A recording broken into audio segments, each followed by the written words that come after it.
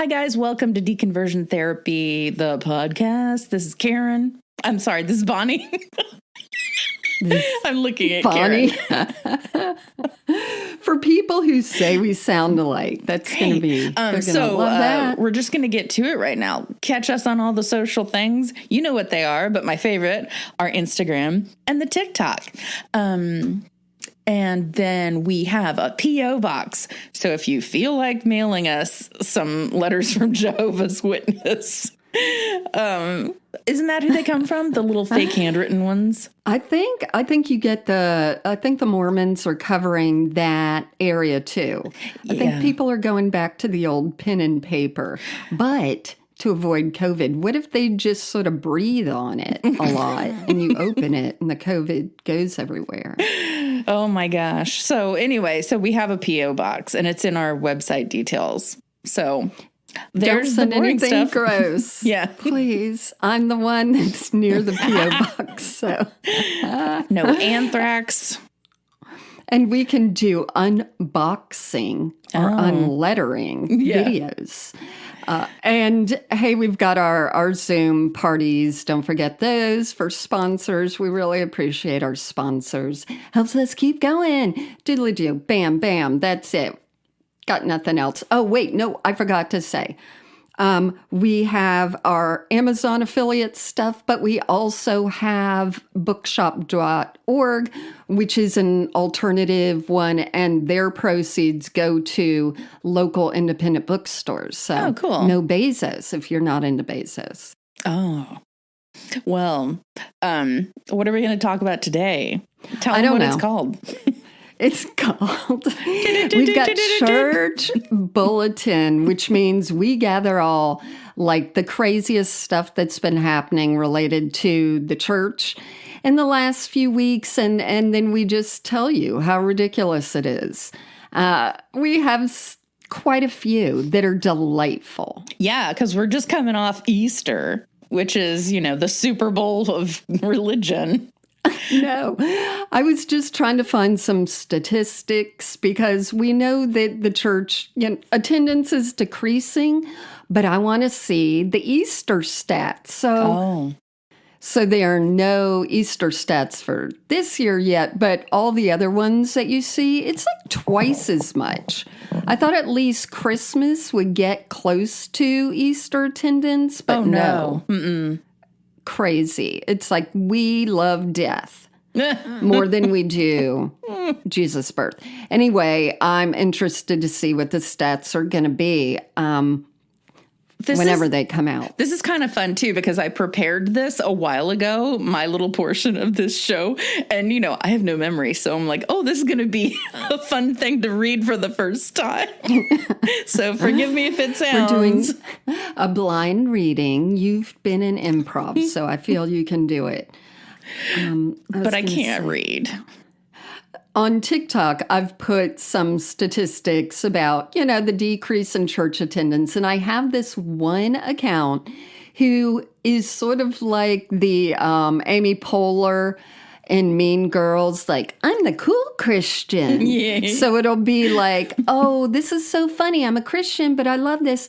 So when I put the decreasing, statistics from Pew Research or even Christian organizations, they're like, I have seen things where the church is actually exploding in attendance. And I'm like, post it. Let me see. I'm ready. And they just say, I'm just saying. No, that's the way. And I'm like, you're hearing it from your pastor or Christian radio. Well, or maybe you're hearing it from whatever the source was that the last president used to say things. I'm hearing. I've been told. Okay. All right. So let's just go ahead and start this off on, even though it's after 420, let's do some 420 vibes with a so-called, I don't know if he's a pastor of anyone, but he's definitely ordained, and he calls himself a pastor, and his name is Craig Gross. And that's all you need to know. And he's young. He's got the youth group hairdo thing. I don't know where he lives. It's a lot of product. Okay. And he is now being known as the pot pastor, or that's how he's branding himself, because he has started a cannabis service towards Christians. It's called Christian Cannabis.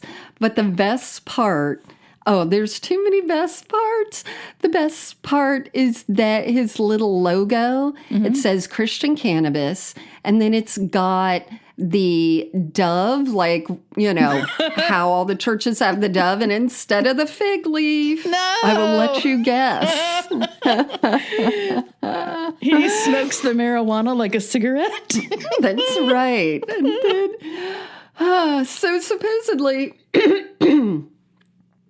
so supposedly this Craig guy, he always thought what everyone did, that marijuana was the devil's sticks. And he avoided them, but then he had some, it said physical ills. And I'm like, name them. What are they? That's like feels. I've got all the feels. I have all the ills. So he had some physical ailing situations, and I think he was anxious. And anyway, tried pot, and I just love everything he says about it. He says, I'm realizing I needed to slow down a bit. Yep. And when you slow down, you start to see things a bit more. I'm like, yes, that's pot. It slows you down. Then you see things. And so he says that it sort of opens you up to God. Of course it does. And it makes you feel one, and it lets you hear God's voice. I'm like, sure it does. And I bet God's voice is very much like the Big Lebowski's, which we've done a thing on. Pretty sure God's voice sounds like Seth Rogen. Exactly. When you're on pot. Who also sells it. But this guy... So pot, supposedly, nothing new to like religion and Christianity and all that. And there actually used to be in LA, you probably used to go to it, something called Temple 420. No. And it held Sunday services at 420. Oh. And it sold marijuana, but like in 2006, it was quickly shut down. And then the founder of it, also named Craig, was arrested because he was selling, of course, the marijuana, but it was illegal then, all that. But this new Craig, he sees himself as bringing cannabis to mainstream Christians. And he wants to help them explore their spirituality by smoking before prayer. Or just using it recreationally without shame, which, you know what, you can do. But this guy's like, you know what? I see the statistics that people, even Christians, are all for having marijuana legalized. And I'm going to jump on it because now, if you put in cannabis or marijuana and Christian, his website's going to come up first. Yeah. And people are going to feel better buying it from a Christian like they always do. Like, my plumber's Christian. Like, it makes it all better for some reason. Right. So that's what he's doing. But some of his quotes, he says, it takes you down a path that looks spiritual, but it looks different than your mom's church. We just have to be open, I think, to presenting the gospel and presenting the spirit in different ways. Like, why do you even need Christianity for this trip? I don't know. But guess what he's also going to do? He is going to have products like cannabis communion wafers and holy water tincture and cannabis incense sticks. So he's just a total douche trying to make money. Sure, that makes sense. Let me also tell you that when I was in Los Angeles, I went to this guy's house one night for a party, and it was as though he was trying to proselytize to me about pot. He's like, okay, I'm going to send you home with this. And I'm like, no, you're not. I'm going to be driving home. You're not going to send me home with any pot. He's like, okay, well, at least take this menu. I'm like, what? So like a million years ago out there, there was a service that delivered it to you, and they had a menu of all the different types you could get. Isn't that crazy?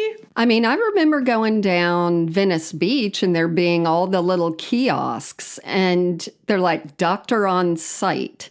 So you could go in there and be like, well, I have a hangnail. Here you go. Medical marijuana. Yeah, that's recent, though. I'm talking about the other millennium, like 1999. Right. There are ways around it. And, you know, if you look, I know a lot about Humboldt County because I have a friend who did a film on all the killings there. So that is where they would grow it. And it was crazy then. I don't know if it's like that now, but it's like a different world. Well, let me throw my 2 cents in for legalizing marijuana. I don't smoke it. I don't know what it feels like. It'd probably be the best thing for me because I'm a little anxious. But if you think about it, if I am Joe Schmo who just wants some pot, which I don't think anyone's ever overdosed on pot, right? I don't think so. Maybe 1 or 2. No, I don't know. But if I'm Joe Schmo who wants pot, I have to go to a drug dealer. And that drug dealer probably has other things because I've seen the movie Sisters. They bring out a big case and they have, you know, reds and cocaine and all those things. So if you legalize marijuana, then it keeps you away from the drug dealer who has the harder stuff. Isn't that an okay thing? It's an okay thing. And it's an okay thing for the economy. And then once they legalize it, can they let out the people that they have put in jail for just having it or selling it, and the majority are people of color? I don't know. But here's the thing. The part that concerns me is driving under the influence. I don't know how that... Oh, of course. That's a very big gray situation. Well, it's got to be the same as drinking. Yeah. Like, they've got to have some type of rules. Yeah. Anyway. Yeah. So anyway, well, that's just so my... go ahead. Back to pot guy. So back to pot guy. I mean, this, if you want to take it at face value, you're like, okay, this guy, that's a good thing. He's trying to take away the stigma. He seems like this is really, you know, who he is, what he's going to do. But then you read more of the articles, and I get a lot of things off religionnews.com, which is a great website for all this stuff. But then you see that he says, I know people are going to say that I'm the pot pastor, but I am still the porn preacher also. No. So this guy is branding. He's finding anything that's controversial in the Christian thing, and he's trying to market it. Yeah. So he actually has a website that the tagline is, "We create communities and affordable resources for those seeking freedom from unwanted sexual behavior and shame." So I get that. Like, there are Christians who have so much shame over porn and whatever they're watching and doing and all that. But the market for it, it's called the new XXX church. No. The new Triple X church. No. So there's just sort of like this ick feel to all of it. And you sign up, and yeah, you can get a lot of free resources, but it's also like, sign up for our, 10-month program, sign up for this, sign up for that. So it has like the sales funnel within it. Yeah. Yeah. But why can't it just be called, freedom from shame or help with porn? Why is it the Triple X church? Like, why? Yeah, because of the Google. Because of the Google. So they're gonna find us. We're gonna pick these Google terms. They're gonna come to us. That's right. So he seems to be quite the marketer of anything. So I can't wait to see what he comes up with next. Well, if you recall, when we were talking about Pete Holmes, he felt so close to like God, the universe, spiritualism, whatever, when he took magic mushrooms. So, drugs do open you up to stuff. Maybe not porn. I don't know. That's the thing. How is he going to be like, okay, no porn, because that was bad. But I'm also going to say, hey, there's something else that I do like. Right. So I'm going to take the shame away from that. He's just, Yeah. I don't want to say cherry picking, Right. but I don't think that's ever been used when we talk about Christians. But now is the time. Okay, well, here are a few things that are Easter themed. That's how I guess they made it into the news. The first one, I just wanted you to know that there's a picture in here waiting for you of a lady's foot, and it's all wet, and it's being held in the hand by somebody wearing a robe, because there's a church in Salem, Alabama, and they held a foot washing service in recognition of Easter Sunday. See, God doesn't want that. God doesn't want it, but these people did. So what do? Do you like prepare your feet in advance, like cleaning your house before the housekeeper gets there? You fucking better. Well, her foot looks very nice and clean in this photo. What if? So I assume they tell you we're going to do a certain foot washing. Yeah. And do you plant the people whose feet are going to be naked? Like, okay, you might want to get a pedicure before Sunday. That's why pedicures get tipped. But also, what if you have like some people who never come and they show up for that? I know. That would be... Don't you just call some alert line immediately? Or some guy who's like, I want to take some photos of this. You've got like a surly family member who's being dragged to church for the first time in 10 years. Like, we need volunteers for foot washing. I am in. Mike, get that corn really well. The corns. God, why do they have to call them corns too, by the way? I know. Anyway, yeah. So I just wanted you to know that that is still a thing. And it's happening. Is. I mean, the Bible is for yesterday, today, and forever. There's another one that baffled me too. So I love that the UK has better articles than we do in their publications, their newspapers, I guess. I don't know if the Mirror is tabloid or if there's any legitimacy in it. Good enough. We'll take it. Okay, so there's no legitimacy here. So we're a match. So apparently there's this guy and he's a doctor and he also studied to be a priest. So he has come up with the answer to why Jesus died. And everybody's like, well, so have I, right? Well, there's already an answer for that, and it's called the Bible. But no, it's not. It is a mystery, apparently, to him. So it says, mystery of Christ's death solved. Jesus died from a fatal bleeding after dislocating his shoulder carrying the cross, says this doctor. So retired neurologist Patrick Pulicino claims to have solved Jesus's cause of death. So it's the fatal bleeding. Okay, the Bible details how Jesus fell while carrying the cross before his side was later pierced by a Roman soldier's spear, causing blood and water to shoot out. Water? Does water shoot out of your body? Yeah, you can get that. It's we would call it plasma now. Okay. But I mean, how can they prove it's water? Was there someone there with a little cup? Just water. Grabbing that part? I don't know. So my problem with this story is that he was working on the wrong mystery, because I'd want to know, like, how'd he come out of that tomb 3 days later? Like, he kind of buried the lead of the mystery. Right.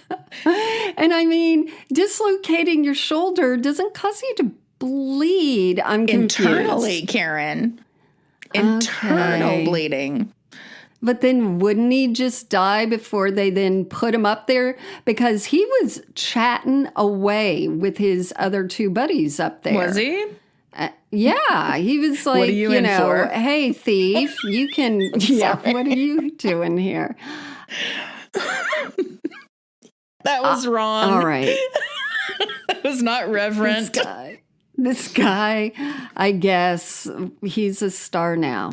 Dr. Pepperoncini solves the real mystery that we've all wondered. Dr. Pepperoncini. Let's talk about our favorite lover, Sean fucking Feucht, and his noodle hair. So he decides, because of this Don't Say Gay bill that has been going in Florida and then getting into all the other states, he just is like, how can I fit into this? How can I make merchandise and show myself publicly? So he decides, since he's in California, he is going to go protest Disney, because Disney is doing all the, they're putting gays here, there, and everywhere, according to Sean Feucht. And they are promoting, or quote, grooming your kids. So outside the gates, he sets up a protest, brings a stupid guitar, makes people listen to him, and then all the other QAnon weirdos are showing up, and they're like, yeah, I'm down with Disney. Let's protest Disney.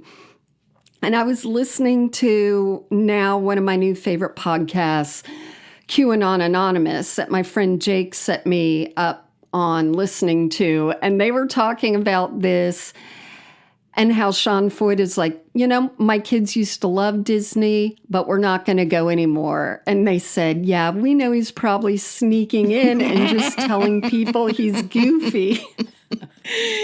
In his own homemade costume. Or just regular. So they're throwing around the whole grooming situation, which is disgusting. But they're not even, they never had problems with The Little Mermaid and Snow White and Sleeping Beauty and all that. Oh, where they were kissed and it was non-consensual? Right. Yeah. The whole unconscious sleeping woman, they weren't, they had no problems with anything that was like racist or etc. But now that Disney is saying that they're probably going to have a gay character in their reboot of the Proud Family, they're throwing a fit, which is not a good look, because the Proud Family was one of Disney's first all-black cartoons. Is that their name? That is their name. Okay. They're like Joni Proud and Doodly Proud. But unfortunately, I forget, but now it's like the kids' name. The kids would be the Proud Boys. That's not good. Good. Not good. I can see. It's all coming full circle. That's right. So, yeah, they're thinking, we can't go into Disney because people are just gonna gay all around us on Space Mountain. What does that mean? I don't gay know. On me on Space They're Mountain. gonna gay them, and now they're saying, wait a minute, look at Mickey. Early Mickey, he had a wizard's hat. So see, there's witchcraft. Of course, there's witchcraft. The whole Disney thing is like a wand with sparkles coming off. It's imagination. Disney's not stupid. They need to in the 80s. Disney's not stupid. They need to embrace everybody because they are a money-making business. Well, Sean Feucht isn't, because his whole hold the line, now it's hold the line for kids. And I think he has shirts for that. So he's getting into the kids market there. But all these people protesting are also bringing their kids with them and just saying disgust. I mean, they're talking about rape and all this stuff and yelling it. Well, and I'm like, you have your little kid there. Dad, what's rape? Ugh. But growing up in the 80s, where we had lovely hair, we had Night of Joy at Disney World, where Whiteheart played and Petra. And if you're growing up Christian in the 80s, you had a night. And that was it was great. It was really cool. I don't think they do that now. But this protest, of course, got into the news. And that's all he cares about. Sean Feucht is like, you know what? We need to stand up for our children. This is happening to our children. Yeah. Oh, God. Once you make it for the children, then you've got people, or some people. Right. And you've got the whole fucking QAnon people showing up because they still believe that kids are being smuggled and furniture sold on the Wayfair, website. So they're already lost their minds, but they can come together with Sean. Also, one of the Disney stars when she was a kid shows up, Taylor Dooley. And Taylor Dooley was in Shark Boy and Lava Girl. And something must have been going on set because now she's like, yeah, I don't do Disney anymore. It's gone over to Satan or whatever she's preaching. It's gone over to Satan. It's gone. Done gone. But Shark Boy was Taylor Lautner, and he's also a conservative Christian. So I don't know what was going on that set. But if you were a fan of that movie, just they're foot washing all over the place now. Well, okay, let me tell you this bit too. This one isn't really so funny, but I think the tragedy of what I'm going to tell you right now is So as you and I have been talking over the years about this, I've always objected to when they put on shows in the church where somebody's dragging the cross and they've got to do a fake little thing of being up there on the cross, and that it's just somebody reenacting everything. And why do I need to see that? I don't know. Anyway, so the obsession with, and when I first moved back here, my mom was like, oh, we're going to go to Linda's church with her and we're going to see a reenactment. I'm like, oh no. And we had to go into the woods. And in hindsight, I'm like, there were snakes out there. Why did we have to go into the woods? And so they had this, whole solemn thing where somebody was dragging the cross and then they did the reenactment. So I don't know. It's always just been unnecessary to me. And it gets that emotional, visceral reaction, which is what they want. Yeah, well, look how he suffered and you made him do that. And don't you want to ask for forgiveness and be a Christian now? Pass the offering plate. Well, get ready, because apparently there was a university in Nigeria this Easter. A student there died during the Jesus crucifixion reenactment, and the audience thought it was part of the show. Of course. How shitty is that? You go through all your life, you get to college, and then you're doing this useless, to my way of seeing it, reenactment. Right. And they thought it was part of the performance. It says the unnamed undergraduate at oh my goodness, what word is this? Clarionshun University of Nigeria. He fell down during the Passion of the Christ performance. The tragedy is said to have happened on Good Friday, and people were watching the play. They first thought it was a joke and part of the performance. But then he started bleeding after falling, and people realized it wasn't a joke, and they took him to the hospital. I just, and you know what? I can't imagine the family. No, and they're going to just be like, he was a martyr. And you know what I mean? I guess. They're going to twist it into this whole BS thing that is just, it's all disgusting. Yeah. That's terrible. So anyway, I just, I don't know. That one just baffles me. The whole reenactment has always gotten me. I just think it's because you can't really reenact it, so it's super cheesy. It's just all about the music. Ugh, please. Okay. Oh, speaking of music, I was in a condo the other day and it was getting painted, and the guy had his radio there, and it was a little boom box. So it was just a legitimate radio. It wasn't like he was streaming anything. And there was a little static in it. So the owners were there too, and they changed the radio station. So I'm helping out, and all of a sudden I realize they're asking for money, and it's a Christian station. And so here comes the music, and I'm like, you guys realize you don't recognize any of these songs, right? Just because it comes in without static doesn't mean you're obligated to keep the station on. That's the devil in you. That's the devil. You couldn't be near, you were starting to burn. So I came in like an hour later. I'm like, oh, you guys changed the station because Billy Joel was on. Any other? But he didn't start the fire. He did. Any other bulletins to announce? Okay, this is the last one. We all know it. We've all seen it. We're all the man in the plaid shirt. It is the people singing God is Great on a fucking flight where people cannot jump out the window. They cannot open the exit.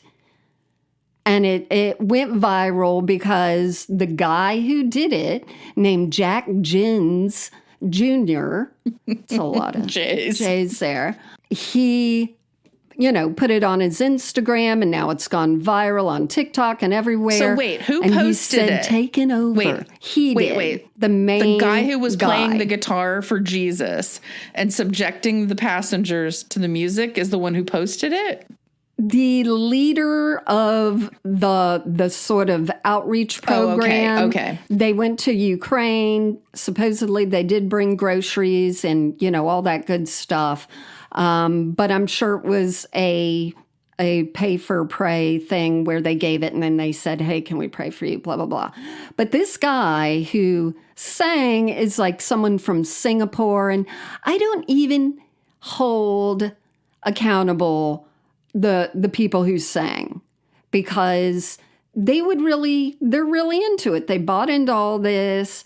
I blame the airlines and the fucking leader, Jack Jins, who's only 25 years old. So he's, Oh, no, I absolutely blame the people who are standing up with their guitar, because I don't care what you're singing. If I'm sitting on an airplane, happily watching some dumb video, and someone stands up to do anything for the group, like, we did not all agree to this. No. I mean, that's it. No. I don't want to see. If there's like a proposal and you can do it in 3 minutes or under, you get the plane. Yeah, you get that's an fine. audience. Done.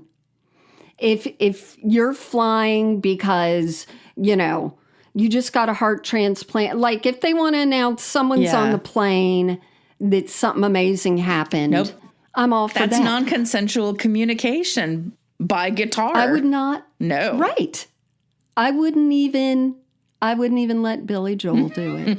I would protest if Billy Joel did it. Okay, so they're 30,000 feet in the air, but this isn't the first time Jack Jins Jr. has done this. He said that he also showed video where they did it on a train. Now, on the plane, he ended up, because there was such backlash, and I'll talk about that, but he said they actually asked the attendants and the pilots, and they agreed, because the Ukrainian people on the plane were very thankful for what they had done, and who knows? I'm sure they were just like, oh, they're these do-gooders from America and they want to sing something. I don't know. But they're the ones that allowed it. And people got really mad. And in some comments, they're like, they should be arrested just like anyone else who is doing something on a plane. I don't know if they should go that far. But definitely. They should be sat down. Sit down. So I looked at, all the different articles about it, and I just found some great little headlines. So from Livin' Let's Fly magazine, it says EasyJet to blame for tasteless in-flight religious musical. Yeah. Musical. And it said a video's gone viral of a Christian musical performance on a flight, and then in parentheses, a pathetic display of skill and of courtesy, I might add. Well, I was reading all of the different comments of people saying, well, I'm a Christian, but I would never do that to people trapped in a plane. That's not nice. You get the exact opposite effect. Another article, their headline was, PSA, please don't play your guitar and sing on an airplane. Mm-mm. So plenty of places were ticked. And then they also, some of the comments, people wrote were, I demand my fare back, Ooh. which I don't disagree. Homie and blue plaid gonna punch the spirit out of the guitarist. Yeah, there was a guy there with a face on his face that didn't seem to Did like not it. approve at all. Another one said, blue shirt guy is 2 seconds away from jumping out of that plane. Someone else said, I hope this lands them on a no-fly list. Yeah. But briefly about this Jack Lynn's guy, would you be shocked that he attended the Bethel School for Supernatural Ministry, which we've talked about before? Just putting the word supernatural in there cracks me up. And guess what he also is? No. He's the CEO of Lead Legacy, helping real estate agents generate hundreds of qualified leads monthly. Oh, I don't care for that. No. So he's sort of, again, we've got sort of like this wheeler dealer. I'm going to make money. I'm 25. I'm really idealistic. We knew this guy. This is the guy that we all went to like college or whatever, who's really intense. And then you don't hear from him for like a year. And then he gets really intense again. And you're like, what were you doing that year? And he's like, cocaine. Like just the pendulum swing is so fierce. So the congressional woman, Marjorie. Oh, not even her. No, Ilhan Omar, who's Muslim, she tweeted out about the video. She said, I think my family and I should have a prayer session next time we're on a plane. How do you think that will end? Yeah. Well, guess what? Several Republican candidates were very upset at that and accused her of hating Christianity. Persecuted. Boom. That's it. You bring in logic and just say something and it's like, you hate Christianity. Yep. Those poor persecuted white Christians. I sort of, I'm never on these planes and all this, but I wish I was. No, you don't. I know. Because I would be. If I said something against it, then people be looking at me. Anyway, that's it for Church Bulletin. Was there a lot more shitty things that happen? Of course, but we don't talk about the gross things that are being done weekly by youth ministers who get arrested. We just talk about the crazy fun stuff. All right, guys. So check us out on the the SockMad. Check us out on the SockMad social media. And we will catch you on the flip side. We love you, and watch out for dislocated shoulders. It could be the death of you. Don't be a shit pile. Goodbye.